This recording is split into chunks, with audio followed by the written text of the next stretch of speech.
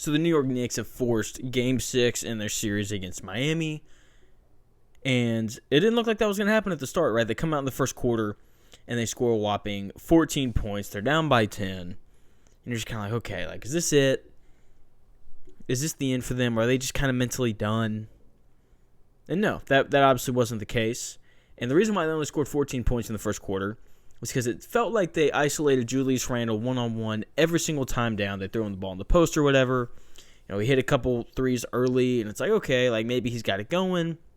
They continue to feed him in the first quarter, and they never went back to it, and they shouldn't have because it just didn't work. Like Julius Randle, really good offensive player, but not the kind of guy you want to just isolate one-on-one over and over and over again. Not how you want to run your offense, especially when you have guys like R.J. Barrett who do really well off the catch, whether that's catch and shoot or catch and rip through and attack the rim.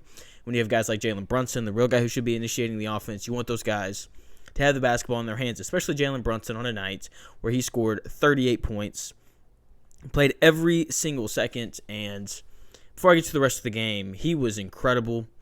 The way he controlled the game from the second quarter on, when New York really kind of extended their lead and broke into Miami's lead and then extended it in that second quarter. A lot of it was done with Randle on the bench and Brunson running the offense. A lot of driving kick. They got into the sets really quickly, really quick into the pace of the game, attacked Miami's defense before it got set, also got back on defense and made Miami operate in a half-court setting. And it worked because Miami went ice cold from three until about 8 minutes left to go in the fourth quarter when Duncan Robinson and Kyle Lowry started to feel it.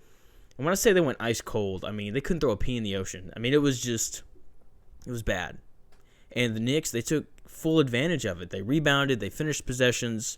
A lot of the things that they didn't do in Game 4, they did in Game 5, and that's why they won. They rebounded, they got back on defense. They didn't turn the ball over nearly as much. It didn't feel like. Let's look at the numbers. They turned over 18 times. It didn't feel like that though. A lot more dead ball turnovers, a lot of turnovers late in the clock. But yeah, even when they did turn the ball over, there was an effort to get back on defense. Mitchell Robinson had 11 rebounds this game instead of 7, and he played less minutes too. I thought he played really well. They tried to hack him late, and he knocked down his free throws. Those were big. But look, the story of the game is Brunson and Grimes both playing a full 48. Let's start with Grimes. Really impressed just with the conditioning, because he's the guy who guarded Butler the whole game. Every minute Jimmy Butler was on the floor, Grimes was the primary defender. It was really impressive being able to stay with him for that long through the entire game. That guy's going to sleep really well tonight. And then Brunson.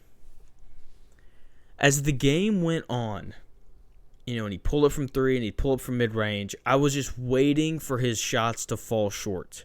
You're just kind of waiting on when is the amount of minutes he's played going to get into his legs. Because usually it happens, and it just didn't. Didn't matter. Okay, pulling up from deep, splashing threes. I mean, he played really, really well. Best game he's played in the entire series. Almost has a triple-double, 38 points, 9 rebounds, 7 assists. He looked really, really good. And then I got to brag on R.J. Barrett, who's been good this entire series. R.J. Barrett has been so good. They're really this entire playoff run for the Knicks. Shoots 8 of 17 from the field, 3 of 8 from 3. Scored 26 points, pulled down 7 rebounds. I mean, he's played really well for the Knicks. You can just see the development. I thought Toppin gave them good minutes when he was in, rebounded the ball really well. Hartenstein, I think, gives them good minutes off the bench as well in that center spot, plays good defense. I thought he looked good. Josh Hart really got his minutes cut tonight. He just hasn't been shooting the ball well enough to stay on the floor. And the defense hasn't been as great as it was in the last round either. So, yeah, the Knicks, they look really good. They play like that, they can come back from down 3-1. Now, let's look at the Heat. I thought New York did a really good job of keeping the ball out of Jimmy Butler's hands, especially, through the first 3 quarters and the last quarter, fourth quarter. Jimmy Butler really kind of asserted himself more offensively, but he only took 12 shots. That is a great job by the Knicks of getting the ball out of his hands and not allowing him to catch and go and find a rhythm. So kudos to Thibodeau and Quentin Grimes, because, like I said, he was the primary defender most of the game on him. They did a great job of just keeping the ball out of his hands, and that leads to Kevin Love going 0-7 from 3. That leads to Vincent going 0-3 from 3 and 3 of 10 from the field.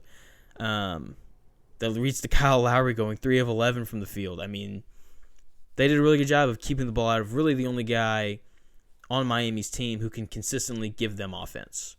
So I thought they did a great job of that. When Jimmy Butler did attack, I thought he played well, 19 points, 9 assists, 7 rebounds. I'd like to see him be a little bit more assertive. I know that that's not really his game. He just kind of lets the game come to him, and he picks his spots. But look, when your team is down by almost 20 and nobody can buy a bucket, you have to do something. Like, you have to be more assertive. You have to attack the rim. You got to get to the free throw line, which he does really, really well. During that really long stretch, I was just waiting on Jimmy Butler to make his presence felt. And it didn't really feel like that. Most of the game, it didn't really feel like he was there because he didn't have the ball. Part of that is good job by the Knicks. The other part of that is, Jimmy, you got to be more assertive. You know you're the only guy on this team who gives your team consistent offense. Thankfully for the Heat, Duncan Robinson comes in and is like, you know what? I'm going to go nuts here for like 3 minutes. And he hits a whole bunch of threes, shoots them back into the game. He finishes with 17 points. I thought he's been great in this series as well. His resurgence has been nice to see. But ultimately, it wasn't enough. You can't have that long of a stretch where you just don't score the basketball. I mean, you come out in the first quarter and you score 24 and you're up 10 and you look great and you only give up 14 and it's like, okay, like they're here. They're looking to finish them off in 5. Then they give up 36 points in the second quarter and they give up 34 points in the third. Can't do that. Can't do that and expect to win. So, all in all, though, like, not a bad game by Miami. They ended up making it close late.